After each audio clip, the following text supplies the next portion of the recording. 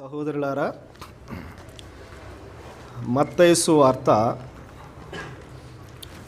Gospel according to Matthew.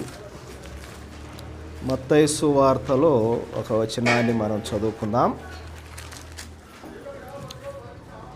మత్తయి సువార్త 14వ అధ్యాయం. మత్తయి సువార్త 14వ అధ్యాయము 28వ వచనం నుండి చదువుకుందాం. 28వ వచనం నుండి చదువుకుందాం. మత్తయి సువార్త 14వ అధ్యాయం 28వ వచనం. పేతురు, ప్రభువా, నీవే అయితే నీళ్ల మీద నడిచి నీ వద్దకు వచ్చుటకు నాకు సెలవిమ్మని ఆయనతో అనెను. ఆయన రమ్మనగానే పేతురు దోణి దిగి యేసునొద్దకు వెళ్ళుటకు నీళ్ల మీద నడిచెను గాని గాలిని చూచి భయపడి మునిగిపోసాగి, ప్రభువా, నన్ను రక్షించుమని కేకలు వేసెను. వెంటనే యేసు చెయ్యి చాపి అతన్ని పట్టుకొని, అల్ప విశ్వాసి, ఎందుకు సందేహపడితివని అతనితో చెప్పాను. వారు దోణి ఎక్కినప్పుడు గాలి అణిగెను. అంతలో దోణిలోనున్న వారు వచ్చి, నువ్వు నిజముగా దేవుని కుమారుడు అని చెప్పి ఆయనకు మ్రొక్కిరి. సహోదరులారా, మనం చదువుకున్నటువంటి ఈ లేఖన భాగంలో యేసు ప్రభువుకున్నటువంటి 12 మంది శిష్యులు, వారిలో ఒకడైనటువంటి పేతురును గురించినటువంటి కొన్ని లేఖన భాగాలను మనం ఇక్కడ చదువుకున్నాం. పేతురు యొక్క జీవితంలో నుండి కొన్ని విషయాలు ఈ సమయంలో మనం నేర్చుకుందాం. నేను ఏం చెప్పాలనుకున్నానంటే, పేతురు యొక్క 7 దిగుడు మెట్లు అంటారు. 7 దిగుడు మెట్లు, 7 డౌన్ ఫాల్స్ ఆఫ్ పీటర్, లేదా 7 డౌన్ స్టెప్స్ ఆఫ్ పీటర్. పేతురు యొక్క 7 దిగుడు మెట్లు, లేదా 7 రకాలైనటువంటి అతనిలో ఉండే బలహీనతలు, వాటిని కొంత సమయం ఇప్పుడు మనం ధ్యానం చేసుకుందాం. యేసు ప్రభువు నీళ్ల మీద నడుస్తూ ఉన్నాడు కదా. ఆ దృశ్యాన్ని పేతురు చూశాడు. పేతురు చూచి, నీళ్ల మీద నడిచి నీ వద్దకు వచ్చుటకు నాకు సెలవిమ్ము అని ఆయనతో అనెను. ఆయన రమ్మనగానే పేతురు దోణి దిగి యేసునొద్దకు వెళ్ళుటకు నీళ్ల మీద నడిచెను గాని గాలిని చూచి భయపడి మునిగిపోసాగి, ప్రభువా, నన్ను రక్షించుమని కేకలు వేసెను. వెంటనే యేసు చెయ్యి చాపి అతను పట్టుకొని, అల్ప విశ్వాసి, ఎందుకు సందేహపడితివి? ఇక్కడ ఎందుకు సందేహపడితివి అనే మాట చూస్తున్నాం కదా. పేతురు నీళ్ల మీద నడిచాడు కొంత దూరం. కొంత సమయానికి ఆ నీళ్ళల్లో మునిగిపోవటం ప్రారంభించాడు. ఎందుకు మునిగిపోయాడు? గాలిని చూచి భయపడి అనే మాటలు మనం అక్కడ చూస్తున్నాం కదా. గాలిని చూచి భయపడి మునిగిపోసాగాడు. ప్రభువా, నన్ను రక్షించుమన్నాడు. యేసు ప్రభు చేయి చాపి అతన్ని పట్టుకున్నాడు మునిగిపోకుండా. ప్రభు అన్నాడు, అల్ప విశ్వాసి అన్నాడు, ఎందుకు సందేహపడితివి? ఈ సందేహాన్ని మనం ఇంగ్లీష్లో ఏమనొచ్చు? డౌట్ అనొచ్చు కదా. డౌట్, సందేహం, లేదా అనుమానము అని కూడా అనొచ్చు మనం. పేతురు యొక్క జీవితంలో అతని యొక్క బలహీనతలలో, అతని యొక్క డౌన్ఫాల్స్ లేదా దిగుడు మెట్లు, అతని యొక్క బలహీనతలలో మనం మొదటగా ఏం చూస్తామంటే, పేతురు జీవితంలో అనుమానపు లక్షణాన్ని చూస్తాం. పేతురు జీవితంలో సందేహాన్ని చూస్తాం. పేతురు జీవితంలో ప్రియులారా డౌట్, నీళ్ళ మీద నడుస్తూ ఉన్నాడు. ప్రభువును చూసి నీళ్ళ మీద నడుస్తూ ఉన్నాడు. ఆ చూపు ఇప్పుడు ప్రభువు మీద నుండి తొలగిపోయి గాలిని చూచాడు, ఆ సముద్రపు అలలను చూచాడు, ఆ లోతైనటువంటి నీళ్లను చూశాడు. ఇప్పుడు అనుమానం వచ్చింది, ఇప్పుడు సందేహం వచ్చింది, ఇప్పుడు భయపడిపోతూ ఉన్నాడు పేతురు, మునిగిపోతాననుకున్నాడు పేతురు ప్రియులారా. కాబట్టి పేతురు జీవితంలో లేదా పేతురు యొక్క బలహీనతలలో మొదటి దానిగా మనం ఏం చూస్తామంటే, పేతురు జీవితంలో అనుమానం ఎక్కువ ప్రియులారా. అనుమానం ఎక్కువ లేదా సందేహపడటం ఎక్కువ. ఈ అనుమానం పడటం అనేది, ఈ డౌట్ అనేది, ఈ సందేహం అనేది, ఇది ఎవరి లక్షణం? అనుమానించడం అనేది ఎవరి లక్షణం? ఇది సాతానుడి యొక్క లక్షణం ప్రియులారా. సందేహపడటం, అనుమానించడం అనేది ఇది దేవుని లక్షణం కాదు. దేవుని గుణలక్షణాలలో ఇది లేదు ప్రియులారా. అనుమానింపజేసేది సాతానుడే. హవ్వ దగ్గరకు వచ్చి అన్నాడు, దేవుడు చెప్పింది నిజమా అన్నాడు. ఇది నిజమా? మీరు చస్తారని చెప్పాడా దేవుడు? దేవుడు చెప్పింది అబద్ధం అన్నట్లుగా ఆ హవ్వ జీవితంలో అనుమానాన్ని కలిగిస్తూ ఉన్నాడు, సందేహాన్ని కలిగిస్తూ ఉన్నాడు ప్రియులారా. చాలామంది విశ్వాసుల జీవితాలలో ఎందుకు విశ్వాసులు మునిగిపోతున్నారు, ఎందుకు విశ్వాసులు పడిపోతూ ఉన్నారు, ఎందుకు విశ్వాసులలో భయం కలుగుతూ ఉందంటే, ఎప్పుడైతే మన చూపు తిన్నగా ఉండకుండా, ఎప్పుడైతే మన చూపు ప్రభువు మీద నుండి తొలగిపోయి ఇదిగో ఈ లోక సంబంధమైన గాలిని చూస్తామో, లేదా ఈ నీటిని చూసినప్పుడు, లేదా ఈ లోకాన్ని చూసినప్పుడు మనలో సందేహాలు కలుగుతూ ఉంటాయి, మనలో అనుమానాలు వస్తూ ఉంటాయి ప్రియులారా. చాలామంది విశ్వాసులు వారి జీవితాలలో అనుమానాలను మనం చూస్తూ ఉంటాం. పేతురుని అన్నాడు ప్రభు, నువ్వు అల్ప విశ్వాసివి అన్నాడు. అల్ప విశ్వాసివి.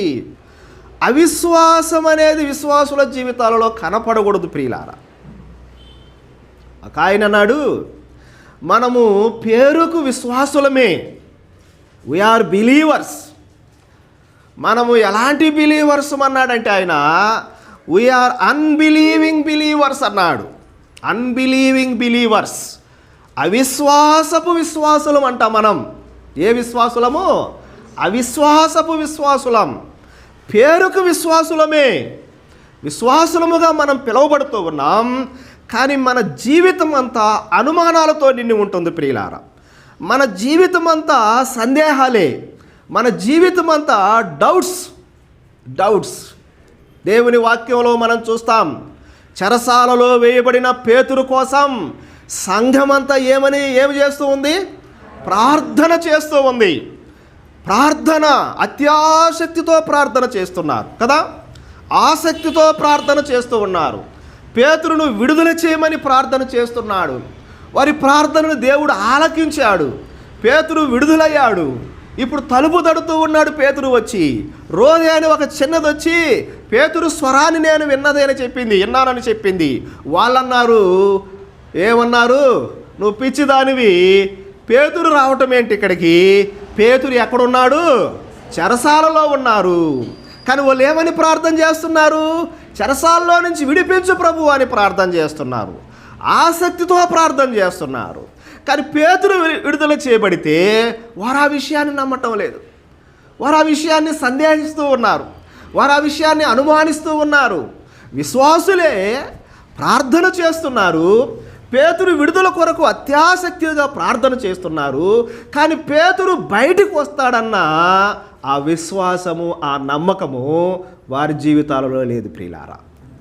అన్బిలీవింగ్ బిలీవర్స్ అంటారు. అవిశ్వాసపు విశ్వాసులు. నిజంగా కొన్నిటి విషయంలో మనం ప్రార్థన చేస్తూ ఉంటాం కదా, నిజంగా ప్రభువు నాకు ఇది ఇస్తాడు అని మనం ప్రార్థన చేస్తామా? చెప్పండి, ఒకసారి ఆలోచన చేయండి. ఏదో ఒక అవసరత కోసం మీరు ప్రార్థన చేస్తారు. మనకు ఎన్నో అవసరాలు ఉంటాయి. పిల్లల చదువులు ఫీజుల కోసం అవసరాలు ఉంటాయి, ఇంటి బాడుగులకు అవసరాలు ఉంటాయి, ఇల్లు జరుపుకోవాలి, లేదా ఇంకా ఎన్నెన్నో అవసరాలు మనకు ఉంటాయి. నిజంగా వాటి కొరకు మనం ప్రార్థన చేస్తూ ఉన్నప్పుడు ఈ అవసరాలు నాకు తీరుతాయి అన్న నమ్మకంతోనే, ఆ విశ్వాసంతోనే నిజంగా మనం ప్రార్థన చేస్తున్నామంటారా? చెప్పండి, ఆలోచన చేయండి. పేతురు జీవితంలో మొదటి డౌన్ స్టెప్, దిగుడు మెట్టు ఏంటంటే అనుమానించే గుణం పేతురు జీవితంలో. ప్రియులారా, సందేహపడే గుణం పేతురు జీవితంలో. అనుమానించేవాడు నెమ్మదిగా జీవించలేడు, అనుమానించేవాడు సంతోషంగా ఉండలేడు. ప్రియులారా, అనుమానించేవాడు ఆనందంగా ఉండలేడండి. అనుమానించేవాడు, సందేహించేవాడు సమాధానంగా ఉండలేడు. ప్రియులారా, కాబట్టి విశ్వాసుల జీవితాలలో అనుమానం అనేది ఉండకూడదు, సందేహం అనేది ఉండకూడదు. 26వ కీర్తనలో మనం చూస్తాం, అక్కడ భక్తుడు అంటాడు, ఏమీ సందేహింపకుండా నేను యెహోవా యందు నమ్మిక ఎంచి ఉన్నాను అన్నాడు. ఏమీ నేను సందేహించలేదన్నాడు. ప్రభువును నమ్ముకుంటున్నప్పుడు సందేహాలు ఉండకూడదు మనకు.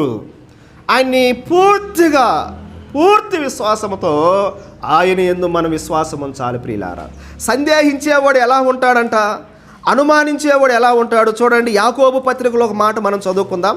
యాకోబు పత్రికలో 1వ అధ్యాయంలోనే సందేహించువాడు అనే మాట ఒకటి ఉంటుంది కదా. అక్కడ యాకోబు పత్రిక 1వ అధ్యాయము 6వ వచనం నుండి మనం చదువుకుందాం. 1వ అధ్యాయం 6వ వచనం నుండి. అయితే అతడు ఏమాత్రమును సందేహింపక విశ్వాసముతో అడగాలి. అడిగేవాడు ఎలా అడగాలి? సందేహించకూడదు, అనుమానించకూడదు, విశ్వాసముతో అడగవలెను. సందేహించువాడు గాలి చేత రేపబడి ఎగిరిపడు సముద్ర తరంగమును పోలియుండును. అట్టి మనుషుడు విమనస్కుడై తన సమస్త మార్గములయందు అస్థిరుడు గనుక ప్రభువు వలన తనకేమైనా దొరుకునని తలంచకూడదు. సందేహించువాడు ఎలా ఉంటాడు? ద్విమనస్కుడు అన్నాడు. అతడు గాలి చేత రేపబడతాడు, ఎగిరే పడతాడని చెప్పాడు కదా అక్కడ. తరంగములను పోలి ఉంటాడు. అతడు అస్థిరుడు, అతనికి ఏమీ దొరకదని లేఖనాల్లో మనం చూస్తూ ఉన్నాం. ప్రియులారా, అనుమానం ఉందా? అనుమానం ఉంటే నువ్వు అస్థిరుడివే. సందేహం ఉంటే నువ్వు ద్విమనస్కుడివి. అనుమానం ఉంటే నువ్వు గాలి చేత రేపబడేవాడవు, నువ్వు తరంగములను పోలి ఉంటావు. కాబట్టి విశ్వాసులకు అనుమానాలు ఉండకూడదు. మనం అంటూ ఉంటాం, ముందు అనుమానం పుట్టి ఈయన పుట్టాడా అంటాం. ముందు అనుమానం పుట్టింది, ఆ తర్వాత ఈయన పుట్టాడంటారు. ప్రియులారా, చాలామంది అనుమానిస్తూ ఉంటారు. అనుమానాలు ఉండకూడదు మనకు. కాబట్టి పేతురు జీవితంలో మొదటి దిగుడు మెట్టు మనం ఆలోచన చేస్తే అతనిలో అనుమానించే గుణం ఉంది. కాబట్టి అతను ఏం చేయసాగాడు? మునిగిపోసాగినట్లుగా మనం చూస్తూ ఉన్నాం. ఇంకొక మాట చూసుకుందాం చూడండి. పేతురు జీవితంలో మనం మార్కు సువార్తలో ఒక మాట మనం చదువుకుందాం. మార్కు సువార్త 14వ అధ్యాయం. మార్కు సువార్త 14వ అధ్యాయము 29 మార్కు సువార్త 14వ అధ్యాయము 30వ వచనం. మార్కు సువార్త 14వ అధ్యాయం 30వ వచనం. యేసు అతను చూచి నేటి రాత్రి కోడి 2 మారులు కూయక మునిపే నీవు నన్ను ఎరుగనని ముమ్మారు చెప్పిదువని నీతో నిశ్చయముగా చెప్పుచున్నా నేను. అతడు మరి ఖండితముగా నేను నీతో కూడా చావవలసి వచ్చినను నిన్ను ఎరుగనని చెప్పనెను.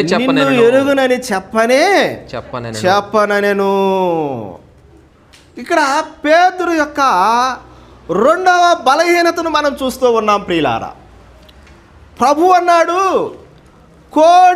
ఈ రాత్రి కోడి కూయక మునిపే పేతురు నువ్వేం చేస్తావు? నన్ను ఎరుగునంటావు. నేను ఎవరో తెలియదు అంటావు. నువ్వు 3 సార్లు అంటావు, ఒకసారి కూడా కాదు. నేను ఎవరో తెలియదని 3 సార్లు అంటావు నన్ను నువ్వు. అప్పుడు పేతురు ఏమన్నాడు తెలుసా? 31వ వచనములో, మరి అతడు ఖండితముగా, ప్రభువా నన్ను నువ్వు అనుమానిస్తూ ఉన్నావా? ఏమంటున్నాడు పేతురు? నేను నీతో కూడా చావవలసి వస్తే చస్తాను, కానీ నీ కొరకు చావనైనా చస్తాను. నేను ప్రాణానైనా నేను నీ కొరకు పెడతాను. నిన్ను మాత్రము ఎరుగనని అనను అన్నాడు. నిన్ను మాత్రము ఎరుగనను అన్నాడు. ప్రియులారా, స్వయాన సృష్టికర్త అయిన దేవుడే అంటుంటే, నువ్వు నన్ను ఎరగను అని అంటావని దేవుడే అంటుంటే, ప్రభు అంటుంటే, పేతురు అంటున్నాడు, నిన్ను నేను ఎరగనను, నీ కొరకు ప్రాణమైన పెడతాను, నేను నీ కొరకు చావనైనా చేస్తాను. ఎవరి మాటలో వాస్తవం ఉంటుంది చెప్పండి? నిజంగా ప్రభు మాటలో వాస్తవం ఉంటుందా, లేదా పేతురు మాటలో వాస్తవం ఉంటుందా? పేతురు ప్రభు చెప్పే మాటను అసలు లెక్క చేయటం లేదు. ప్రభువా నీ కొరకు ప్రాణాన్నైనా పెడతాను నేను అంటున్నాడు. ఇందులో ఏం కనపడుతుందంటే, పేతురు యొక్క బోస్టింగ్ అంటారు కదా, అతిశయంగా మాట్లాడటం, గొప్పగా చెప్పుకోవటం, హెచ్చించుకోవటం. ప్రియులారా, హెచ్చించుకోవటం. నేను నీ కొరకు నీతిగా జీవిస్తానంటున్నాడు పేతురు. నీ కొరకు గట్టిగా నిలబడతానంటున్నాడు. నీ కొరకు ప్రాణమిస్తున్నానంటున్నాడు. నీ కొరకు చస్తాను అన్నాడు.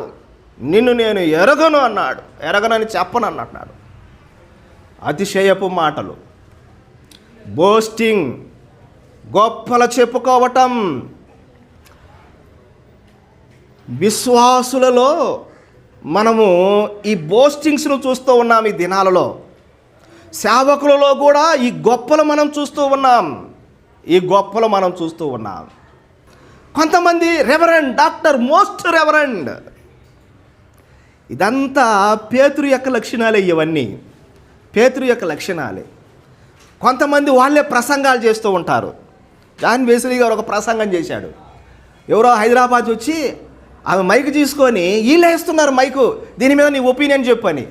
అసలు జాన్ వెస్లీ గారు ఆనాడు ఏలియా ఉన్నాడు, ఈయన సెకండ్ ఏలియా గారు కనపడుతున్నాడు మాకు. సెకండ్ ఏలియాను మేము ప్రత్యక్షంగా చూస్తున్నాం. పాత నిబంధన ఏలియాని మేము చూడలేకపోయాం, కానీ ఇప్పుడు ఈ నూతన నిబంధన ఏలియా ఈ జాన్ వెస్లీ గారని ఆమె చెప్తుంటే ఆయన అంటున్నాడు, దేవుడిని దీవించునుగాక అంటున్నాడు. నేను నిన్ను ఎరగను అంటావు పేతురు. నో, నేను అనను ప్రభువా, నీ కొరకు చావవలసి వచ్చినా చస్తాను, కానీ అతిశయించుకోకూడదు మనం, గొప్పల చెప్పుకోకూడదు మనం. ప్రియులారా, మన మైండ్ సెట్ ఇతరులు హెచ్చించాలి, మనల్ని మనం తగ్గించుకోవాలి. ఒకసారి యోహాను గారు ప్రకటన గ్రంథం మీద ఆయన ఒక ప్రసంగం చేయడానికి నిలబడ్డాడు. ఆయన నిలబడి ఏమన్నాడంటే, సహోదరులారా, ఈ బలహీనుడు చెప్పే బలహీన ప్రసంగాన్ని వినండి అన్నాడు. ఏమన్నాడు? ఈ బలహీనుడు చెప్పే బలహీన ప్రసంగాన్ని వినండి అన్నాడు. ఈయన ప్రసంగం అంత బలహీనంగా ఉంటుంది అనుకున్నాం మేము. ఆయన చెప్పిన తర్వాత రోజు వాక్యము అసలు మేము ఎప్పుడు వినని సంగతులు చెప్పాడు. లోతైన అర్థాలు చెప్పాడండి ఆ రోజు యోహాను గారు. చాలా మంచి విషయాలు చెప్పాడు ఆ రోజు. కానీ ఆయన ఏమంటున్నాడు? బలహీన ప్రసంగం అన్నాడు. ఈరోజు సేవకులు, ఈ కార్పొరేట్ అనబడే సేవకులు బహుబలముగా వాడబడుతున్న, సంచలనము రేపుతున్న ప్రసంగాలు, వాళ్ళకి వాళ్ళే బోస్టింగ్స్, వాళ్ళకి వాళ్ళే గొప్పలు, వాళ్ళకి వాళ్ళే అతిశయంగా చెప్పుకోవటం. ప్రియులారా, ఎప్పుడన్నా పౌలు చెప్పుకున్నాడా? పౌలు ఏమన్నాడు? మేము లోకానికి మురికిగా ఉన్నామన్నాడు. పేతురు యొక్క బలహీనతలలో రెండవ బలహీనత అతిశయించటం, గొప్పలు చెప్పుకోవటం, నీ కొరకు నేను నిష్ఠగా ఉంటానంటాం. ఒకసారి ఒక సహోదరుడు అన్నాడు నాతో, ఇక్కడి నుంచి నేను ఏ పాపం చేయను, ప్రభువు కొరకు నమ్మకంగా జీవిస్తానన్నాడు. ఓ నెలకే పాపములో పడిపోయాడు ప్రియులారా. యేసు ప్రభువును వదిలిపెట్టాడు. కాబట్టి పేతురు జీవితంలో మొదటి డౌన్ స్టెప్ ఏంటంటే సందేహించటం. పేతురు జీవితంలో రెండవ డౌన్ స్టెప్ ఏంటంటే అతిశయించటం, బోస్టింగ్. మొదటిది డౌట్ అయితే రెండోది బోస్టింగ్. మూడోది ఏందో చూడండి. మూడోది అదే మార్కు సువార్త 14వ అధ్యాయంలో, మార్కు సువార్త 14వ అధ్యాయము 37వ వచనం నుండి చదవండి, లేదంటే ఫస్ట్ 32వ వచనం చదవండి. మొదటగా వారు గెత్సెమనబడిన చోటకు వచ్చినప్పుడు ఆయన నేను ప్రార్థన చేసి వచ్చు వరకు మీరు ఇక్కడే కూర్చున్న తన శిష్యులతో చెప్పారు. పేతురును యాకోబును యోహానును వెంట పెట్టుకొని పోయి చాలు. తర్వాత ఇప్పుడు 37వ వచనం నుండి చదవండి. 37వ వచనం. మరలా ఆయన వచ్చి వారు నిద్రించుట చూచి సీమోను నీవు నిద్రించుచున్నావా? ఒక్క గడియను మేలుకొని ఉండలేవా? మీరు శోధనలో ప్రవేశించుకున్నట్లు మెలకువగా ఉండి ప్రార్థన చెయ్యడి. ఇక్కడ పేతురుతో, సీమోను అంటే పేతురే ప్రియులారా, పేతురుతో అంటున్నాడు, సీమోను నీవు నిద్రించుచున్నావా? ప్రభు ఏం చెప్పాడు? మీరు శోధనలో ప్రవేశించుకున్నట్లు మెలకువగా ఉండి ప్రార్థన చేయమన్నాడు. ఇప్పుడు మరలా ప్రభువు చూస్తే వీళ్ళు ఏం చేస్తున్నారు? నిద్రపోతున్నాడు. ఎవరిని అడిగాడు ప్రభువు? పేతురుని అడుగుతూ ఉన్నాడు. అక్కడ కొంతమంది శిష్యులు ఉన్నారు. ఇస్కరియోతు యోధాను తీసేస్తే ఈ 11 మందిలో పేతురుని అడుగుతూ ఉన్నాడు, సీమోను నీవు నిద్రించుచున్నావా? ఒక్క గడి అయినను మేలుకొని ఉండలేవా? పేతురు ప్రార్థన చేయకుండా నిద్రపోతున్నాడు. ప్రార్థించవలసిన సమయంలో పేతురు నిద్రపోతున్నాడు ప్రియులారా, ప్రార్థించవలసిన సమయంలో. అలాగైతే పేతురు యొక్క మూడవ దిగుడు మెట్లు ఏంటంటే స్లీపింగ్, నిద్రపోవటం ప్రియులారా. నిద్రపోకూడదా? మనం నిద్ర అనేది మంచిది కాదంటారా? నిద్రపోవాలి. ప్రతి మానవుడు, ప్రతి మనిషి రోజుకు 7 లేదా 8 గంటలు నిద్రపోవాలి. నిద్ర అవసరమే మానవుడికి. నిద్ర వలన ఆరోగ్యం ఉంది ప్రియులారా. నిద్రపోకపోతే అనారోగ్యాలు వస్తాయి, ఆరోగ్యంగా ఉండలేరు నిద్రపోకపోతే. కానీ ఇక్కడ మనం గమనించినట్లయితే పేతురును ప్రార్థన చేయమన్నాడు, శిష్యులను ప్రార్థన చేయమన్నాడు. ప్రార్థించవలసిన సమయంలో వాళ్ళు ప్రార్థించటం లేదు ప్రియులారా. నువ్వు నిద్రించుచున్నావా?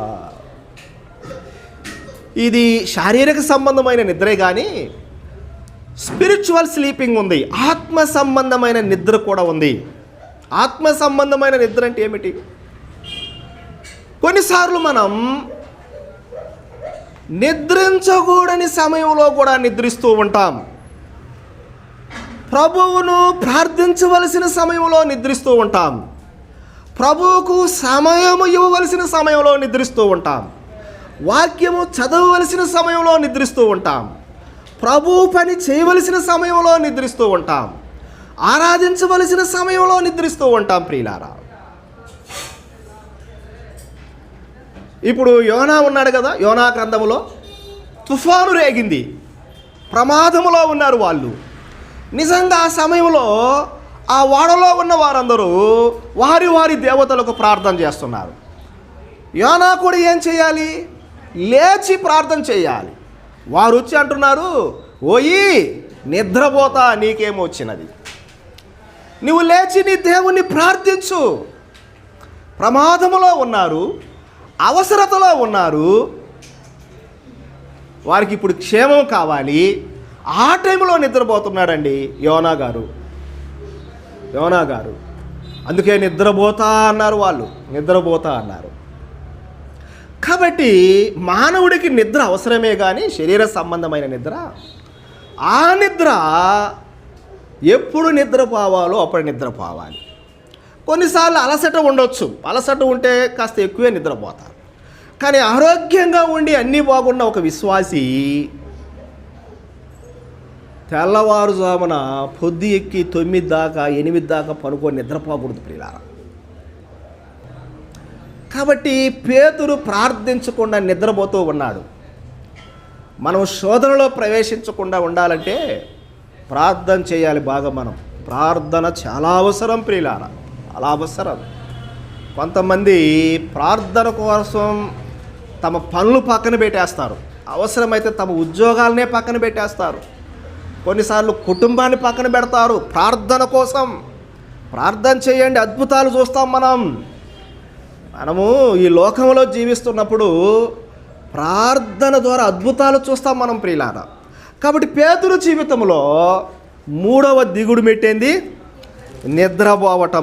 నిద్రపోవటం. మొదటగా డౌట్ చూసాం, సందేహం. రెండవదిగా గొప్పలు చెప్పుకోవటం, అతిశయపడటం చూసాం. మూడవదిగా నిద్రను మనం చూస్తూ ఉన్నాం ప్రియులారా.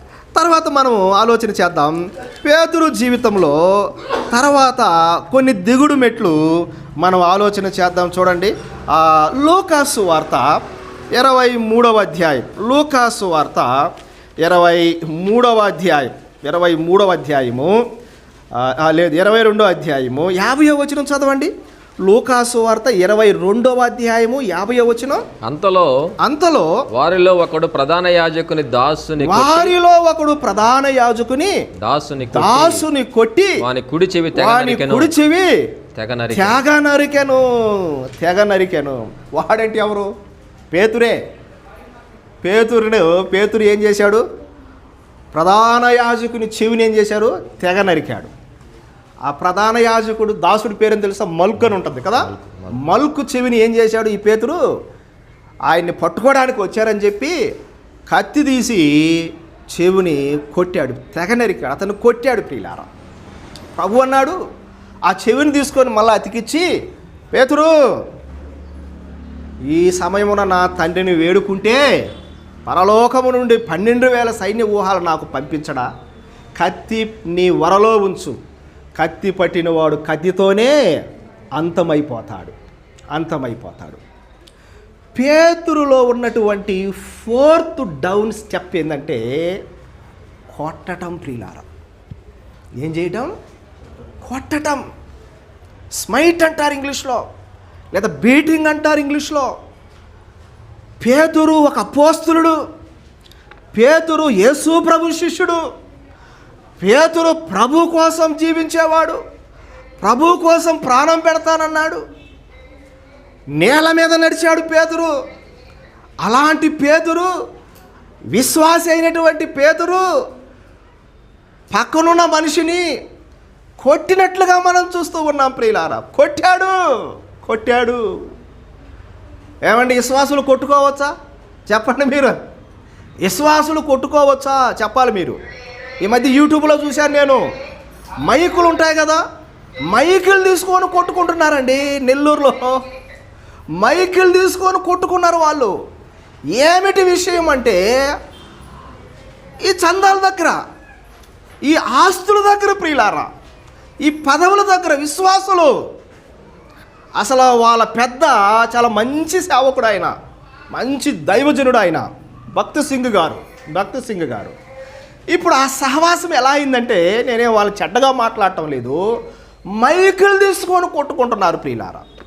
ఆ హెబ్రోను విషయంలో కేసులు పెట్టుకుంటున్నారు, కోర్టులకు వెళ్తూ ఉన్నారు వాళ్ళు. విశ్వాసులు కొట్టుకోవచ్చా? చెప్పండి, విశ్వాసులు కొట్టుకోవచ్చా? ఒక ఆయన అంటాడు, మనమంట కొట్టించుకోవాలి కానీ కొట్టకూడదంట. విశ్వాసులు కొట్టించుకోవాలి, కొట్టకూడదు. నిన్నెవరైనా కొడుతున్నారా? కొట్టించుకో. నిన్నెవరైనా తిడుతున్నారా? తిట్టించుకో. నిన్నెవరైనా దూషిస్తున్నారా? దూషించుకోనివ్వండి. అందుకే ప్రభు అన్నాడు, ఎవడైనా ఒక చెంప కొడితే ఇంకొక చెంప. సాధ్యపడుతుందా మనకది? ఎవరైనా ఒక చెంప మీద మనం కొడితే తిరిగి మనం సైలెంట్గా ఉంటామా? ఒకటి కొడతావరా అని చెప్పి 100 కొడతాం మనం. కాబట్టి విశ్వాసులు కొట్టుకోకూడదు ప్రియులారా. కానీ పేతురు కొట్టాడు. అది అతనిలో ఉన్న నాలుగవ డౌన్ స్టెప్. తర్వాత మనం చూద్దాం, చూడండి. అదే లూకాసు వార్త 22వ అధ్యాయము, 55వ వచనం నుండి చదవండి. 55వ వచనం. అంతటా కొందరు నడుముంగిట మంట వేసి చుట్టూ కూర్చుండినప్పుడు పేతురును వారి మధ్య కూర్చుండెను. ఎవరు వీరు? ఎవరి మధ్య కూర్చున్నాడు పేతురు? వీళ్ళు ఎవరంటే యేసు ప్రభును ద్వేషించే వాళ్ళు వీళ్ళు. యేసు ప్రభును సిలువకు అప్పగించిన వారు వీళ్ళు. యేసు ప్రభు అంటే పడదు ప్రియులారా వీళ్ళకి.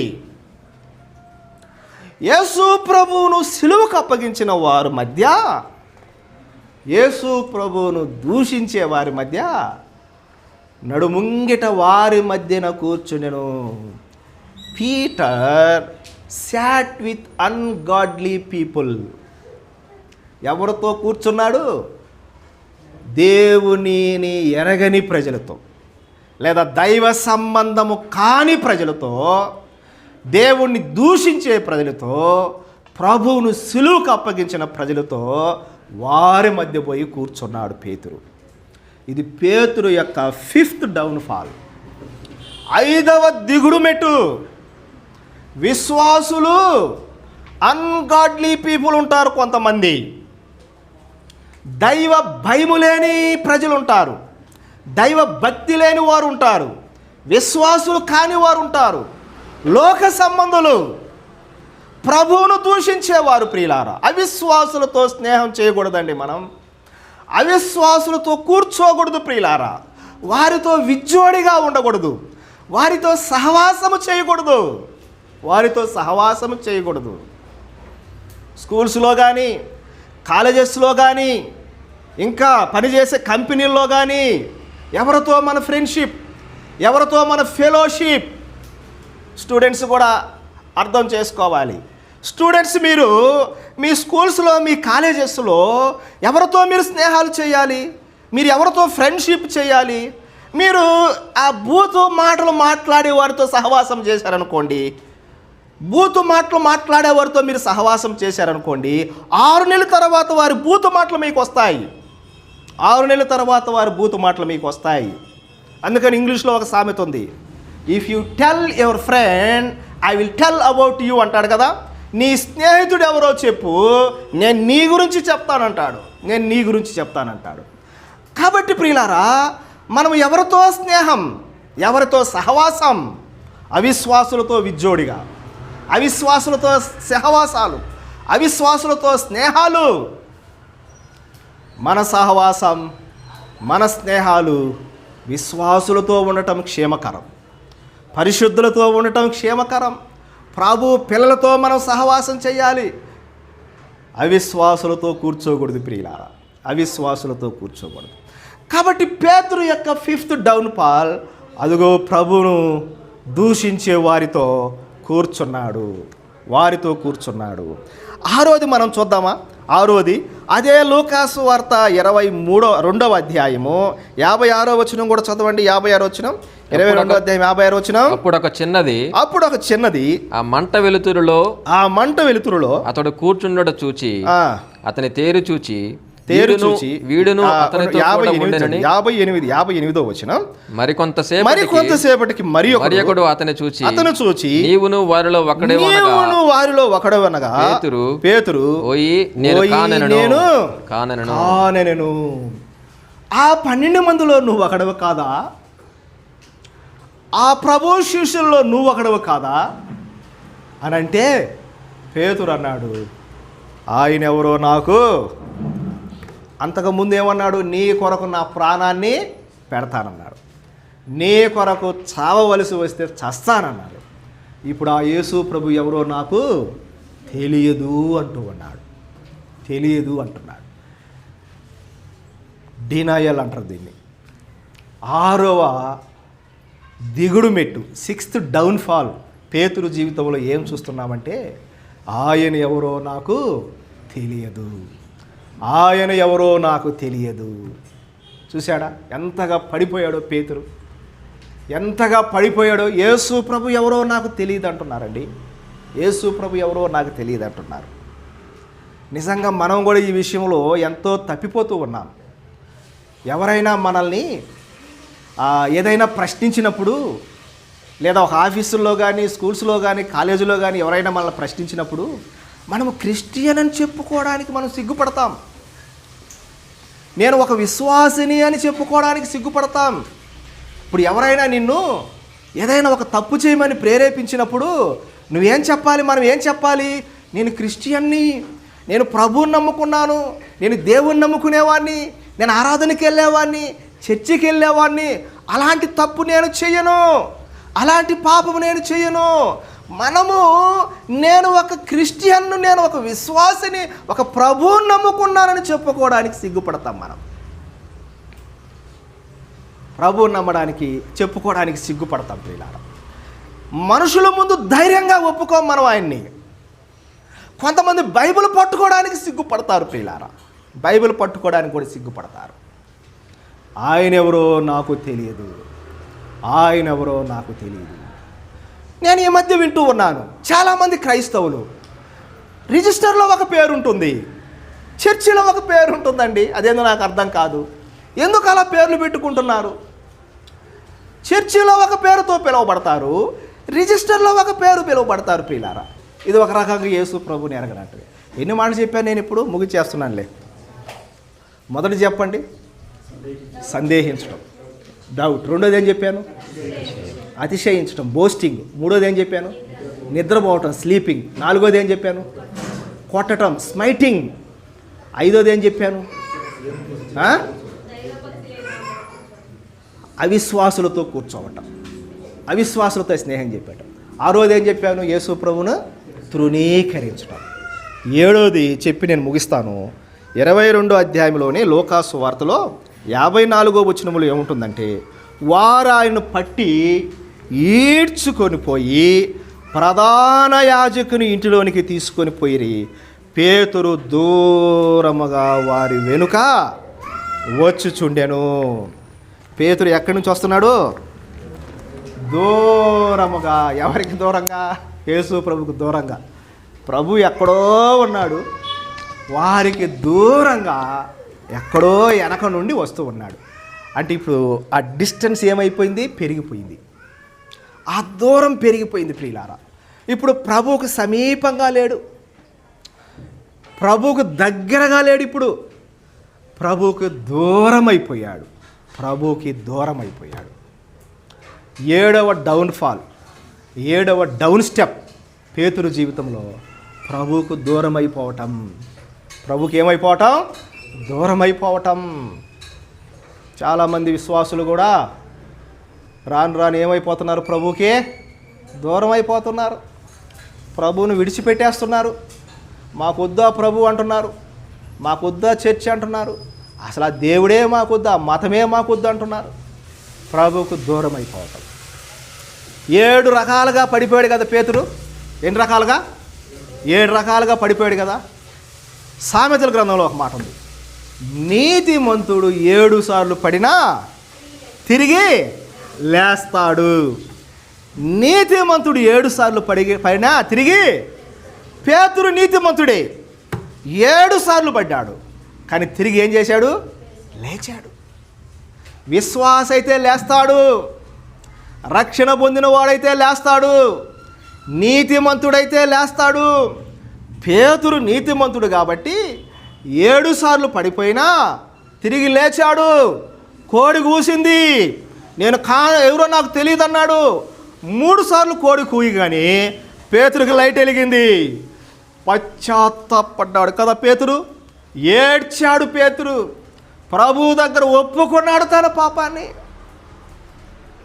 కాబట్టి 7 సార్లు పడిపోయినా నీతిమంతుడు లేస్తాడు ప్రియులారా.